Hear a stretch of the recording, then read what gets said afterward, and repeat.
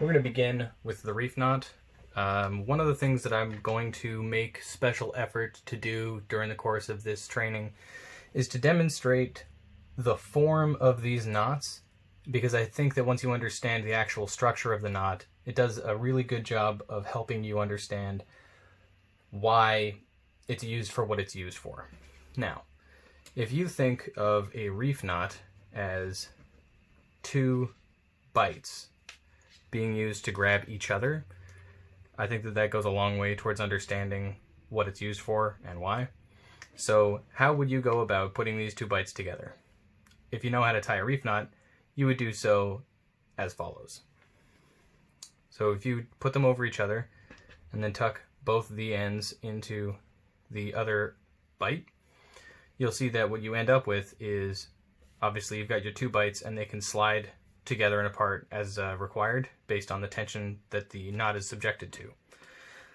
It's very important to understand that in order for this knot to be useful at all, it definitely has to be tied with equal diameter materials that are the same material as well. Also, you're going to want your free ends to be on the same side of the knot. So if the knot is designed to go around something that is off screen to the bottom, the top of the knot would look like that. If you've got a free end on the bottom and a free end on the top, such as that, that knot is just not going to do what it's supposed to do, as you can see. So, there are a number of ways to tie a reef knot. Obviously, the most approachable one is simply a right-handed overhand knot followed by a left-hand overhand knot, or vice versa. So right over left, left over right, reef knot.